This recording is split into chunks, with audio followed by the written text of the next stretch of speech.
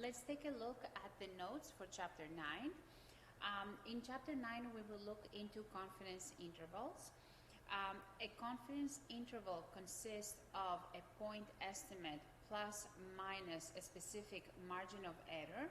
A point estimate is a single value that best describes the population of interest. Examples include sample mean or sample proportion. So we use the sample mean or the sample proportion as a base for our confidence interval. The advantage of using a point estimate is the fact that it's easy to calculate since it's a measurement that derives from a sample. The disadvantage is that we really we're not certain of the accuracy of the estimate. This is why we construct confidence intervals. A confidence interval for the mean is an interval estimate around the sample mean that provides us with a range of where the true population mean lies. So it's a confidence interval is basically an interval between two values, a lower value and a higher value, where you are a specific percentage likely to find a population parameter.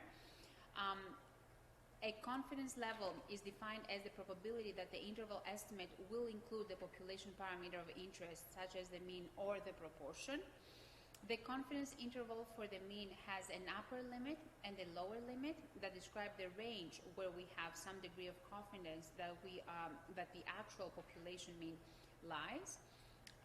The margin of error is the second part of the confidence interval. As I mentioned before, the confidence interval consists of the point estimate plus minus the margin of error. The margin of error represents the width of the confidence interval between the sample mean and its upper limit or lower limit. Increasing the sample size while keeping the confidence level constant will reduce the margin of error, resulting in a narrower, more precise confidence interval. The formula for the margin of error is as follows. We use capital case E to represent the margin of error. For case 1, when sigma is known, the margin of error will be the z-value times sigma population standard deviation over the square root of the sample size. The margin of error when sigma is unknown will be equal to a t-value that we will get from the t-table times s, the sample standard deviation, over the square root of the sample size. So for a 90% confidence interval, we expect 90% of the sample means drawn from a population to include the population's mean. The same can be said for a 95% confidence interval and a 99% confidence interval. This is basically how we would interpret them. Now, as far as the significance level alpha A, that represents the probability that any given confidence interval will not contain the true population mean. So alpha is level of significance or significance level, and again it represents the probability that any given confidence interval will not contain the population mean. Now, to make things a bit easier, I have divided how we find the confidence intervals for the population mean into two different cases. We have case 1 and we have case 2. Basically, what I want you to remember is when we are under case 1 will be the case where sigma is known. So I have determined the two different cases based on what type of standard deviation you are given from the problem. So if the problem gives you the population standard deviation, and I will try to make it as clear as possible for you to know that I'm giving you, for example, sigma instead of s, population standard deviation instead of sample standard deviation, then in this case, when sigma is known, we have case 1. So again, in the problems that you will encounter, the problem will state the population standard deviation is so and so, or it will simply give you sigma. So in this case, you know that you are case 1. X bar, the sample mean, sigma, and the sample size will be given in the problem. The only thing out of the formula that we will look into that you will have to calculate will be the z-value that corresponds to the confidence level that you have at hand. In case 1, since sigma is given and we're looking for the z value, we will be using the table for normal distribution. So I will be using the z table that you have in your notes. This is the z table. Now, what do we need to remember? That in order to calculate the z-score based on a given confidence interval, we take the confidence interval, specifically it's called the confidence coefficient because it's the decimal format of the confidence interval. So for example, if you have a 90% confidence interval, you will take the confidence coefficient, which is 0.9. If you're looking for a 95% confidence interval, you will take 0.95. You will divide it by 2, and whatever you get, you will check inside the normal distribution for the probability and outside for the z-score. So when you divide the confidence coefficient by 2, you will end up with a probability. You will look inside the z-table to find a match for the probability and outside for the corresponding z-score. Before, we would have the z-score and we would find the probability.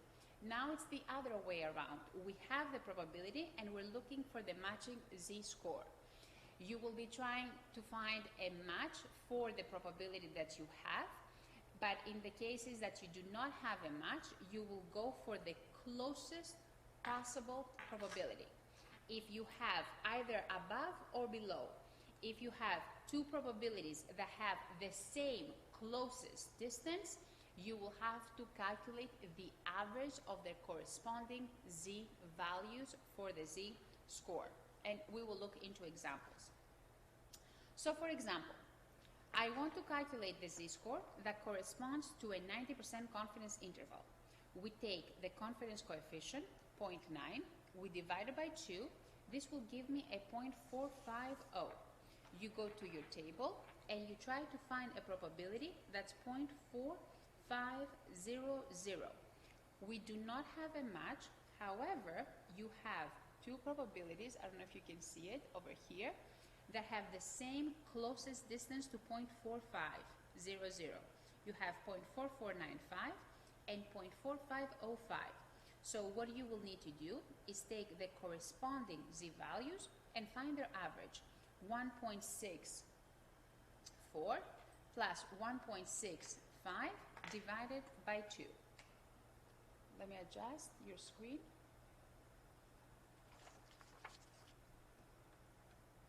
So the corresponding z-score is 1.645.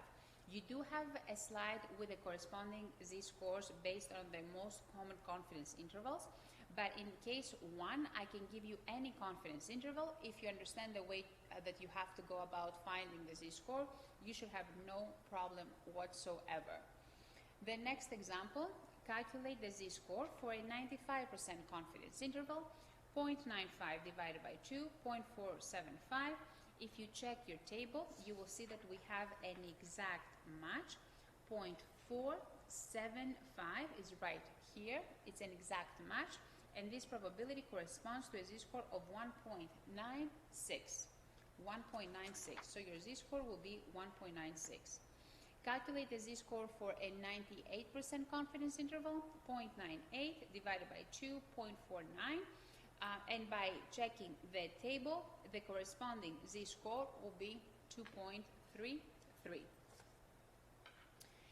Now, the formula that we use for the confidence interval for when sigma is known, again, we're still in case 1, is x bar plus minus z times sigma over square root of n. Once again, this is the formula for the confidence interval. You're using your point estimate plus minus your margin of error. So the point estimate is your x bar, and let me just take it closer, and the margin of error is whatever follows the plus minus sign, z times sigma over square root of n in this case. The following information, let's look at an example, is given. I'm giving you x bar, sigma, and n, and I want to calculate the standard error of the mean. If you recall from the previous chapter, the sigma x bar, the standard error of the mean, is simply sigma over square root of n. 0.35 in this case, over square root of 11.1055. For the same example, I want to calculate a 95% confidence interval for the population mean. Since sigma is given, we know that we are in case 1. What is the formula for the confidence interval for case 1? X bar plus minus z times sigma over square root of n. I have x bar, I have sigma, I have n. The only thing missing is the z value. As I mentioned before, how do I find the z value? We take the confidence coefficient, 0.95, we divide it by 2. 0.475 is a probability. This probability will give me a z-score from our z table of 1.96. All you need to do is plug in that number in your formula, and then you do your calculations. 2.2 plus minus the margin of error is 0.2068. 2.2 minus 0.2068 will give you 1.9932. 2.2 plus 0.2068 will give you an upper limit of 2.4068. And this is the 95% confidence interval for this case. Now, for the calculate the 99% confidence interval for the population mean. We have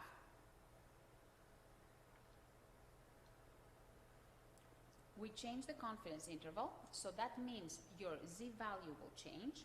0.99 divided by 2, 0.495. 0.495 corresponds to a z value of 2.58. We have 2.2 plus minus 2.58 times 0.35 divided by square root of 11, 2.2 plus minus 0.2722. And then this will be your corresponding confidence interval.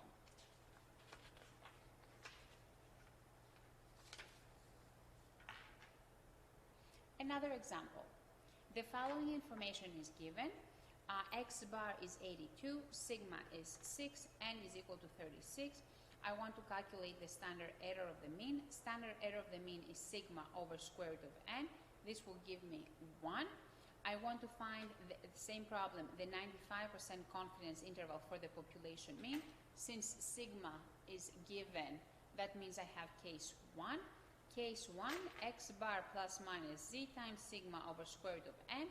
The z value that corresponds to a 95% confidence interval is 1.96. 82 plus minus 1.96 times 6 over square root of 36. And this will be your answer based on the calculations.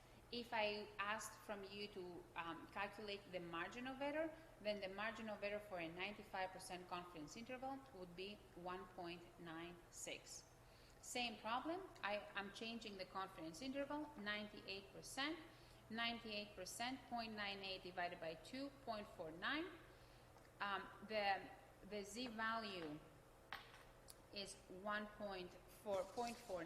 You go to the t table, 0.49. The closest one is 2.33. 2.33. So the z value here is 2.33.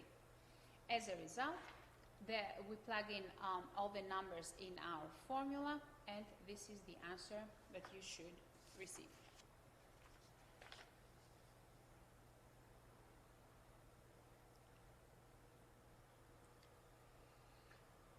Let's look at the second case when sigma is unknown. Obviously, in many cases, you will not have access to population parameters. So in the case where you do not have access to the population standard deviation, you will have access to the sample standard deviation, which we use the letter S for. When substituting S for sigma, we rely on the t distribution in order to construct our confidence intervals. The t distribution is this one, and you should have it with your notes. Make sure you print out both the z table and the t table to make things a bit easier. The t distribution relies on degrees of freedom, which are the number of values that are free to vary given that certain information such as the sample mean is known. the degrees of freedom will always be n minus 1. You will be given the sample size, so automatically you will know the degrees of freedom simply by subtracting 1 from your sample size. When we use the t-distribution, we need to assume that the population of interest follows the normal probability distribution. Now, as a result, one of the following will be given. So you will know that you have case number 2 when the problem states the standard deviation is so and so, or the sample standard deviation is so and so, or S is equal to a specific value. Therefore, X bar, S, and N will be given. The only thing missing from your formula will be the t-value. So, when we are looking for the t-value, this is your table. You're using the first row, clearly stated confidence intervals. So whenever you have a t-distribution, most cases, as you will see, you will only have to calculate either the 80, the 90, the 95, 98, or 99% confidence intervals. So let's say you want to calculate a 90% confidence interval. You will go to the second column, and this will be the values that you will be checking. Now, across, you have degrees of freedom. Based on the degrees of freedom, you will see, let's say you have 10 degrees of freedom, you move across, and you find the corresponding value based on the confidence interval. If you want, you can fold your paper to make sure that the numbers align properly. If you notice, after a specific value, degrees of freedom skip. So make sure that, let's say if you're looking for degrees of freedom of 31, you have 30 and 32. You can take the corresponding t-values and calculate the average, for example, if something like this occurs. So you always go with the closest one, unless you have two values that have the same closest distance to your corresponding characteristics. So let's look at an example. Calculate the t-value for a 95% confidence interval and n equal to 12. That means I'm checking 95% on my table, which is the third column, and for degrees of freedom, I'm checking 11. 12 minus 1. So you will go 95, 11 degrees of freedom, right here. 11, you move across, 95. So this will be 2.201. 2.201. Calculate the t-value for a 90% confidence interval and n equal to 21. Go to your table and check 99% confidence interval, which is the last column on your t-table. Scroll down to find degrees of freedom equal to 21. This value should be 2.831. The formula for case number 2 is x bar plus minus t times s over square root of n.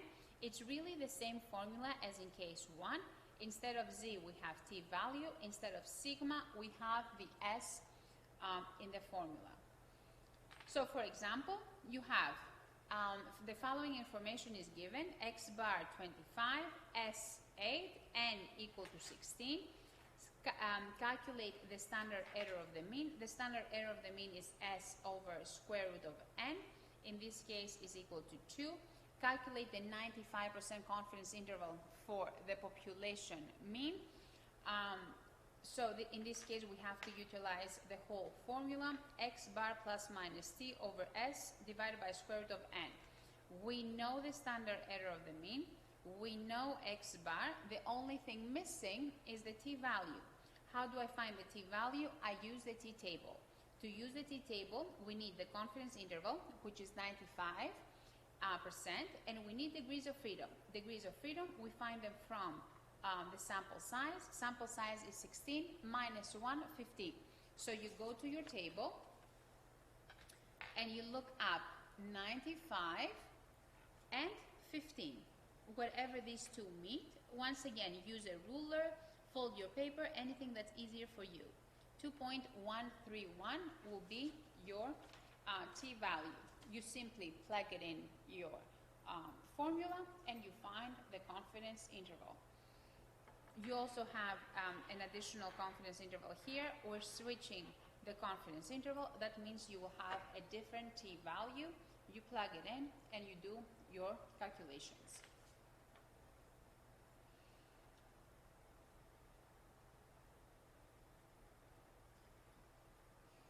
For the confidence interval case number 3 for proportion, when constructing a confidence interval to estimate the population proportion, we can approximate the standard error of the proportion by substituting the sample proportion PS for the population proportion P.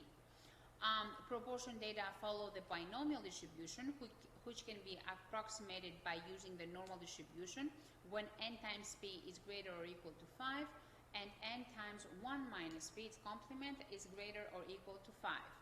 The proportion margin of error represents the width of the confidence interval between the sample proportion and the upper limit of the interval or the lower limit of the interval.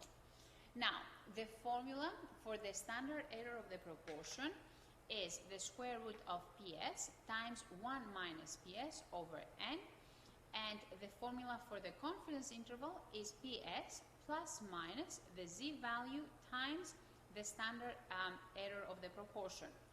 We find PS by taking x over n. Basically, what you need to remember that x is the number of successes and n is the sample size. So you will be given, in cases like this, a sample size, and out of your sample size there will be a specific part that will have the characteristic of interest that you are after. Therefore, this will be your x. X over n will give you the PS.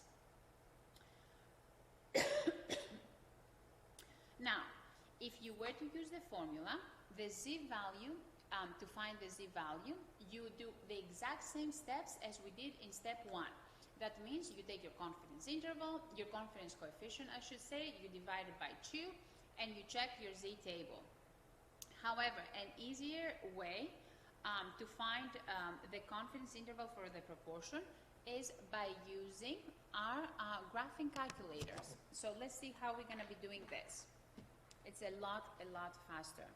So you will go to, let me just,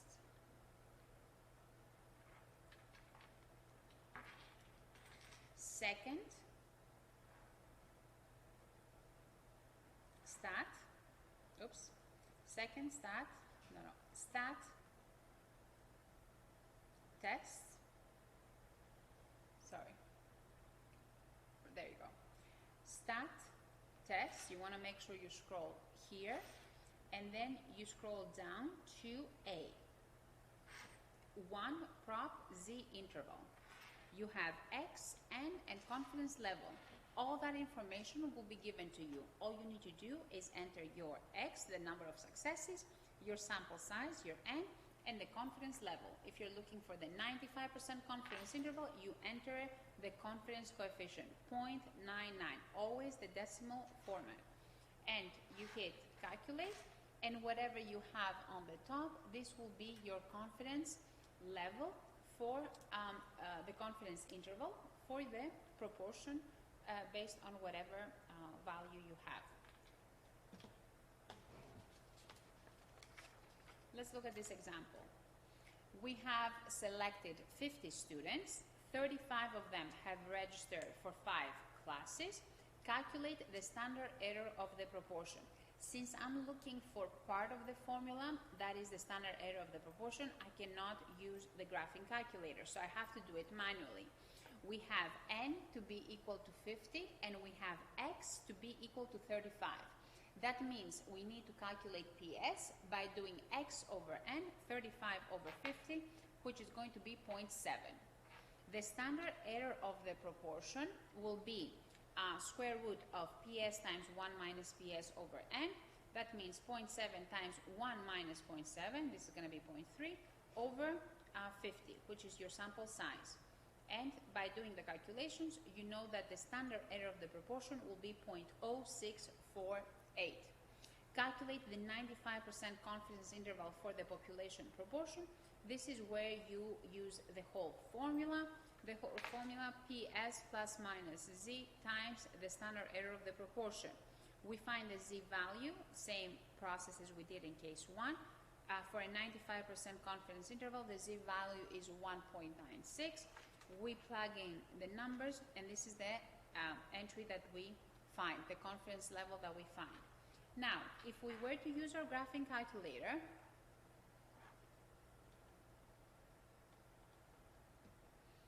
we would go to Stat, Test, once again, A. We have X 35, we have N 50, and I'm looking for 95% confidence interval, 0.95, calculate and enter. So your answer will be from 0.5730 to 0.8270. Now, if I wanted to calculate the 90% confidence interval, you go back. Everything remains the same except the confidence interval. You have 35, 50 confidence level, 0.9. Oh, sorry. 35,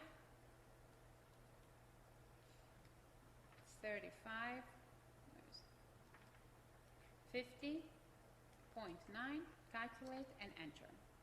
So this would be your confidence interval.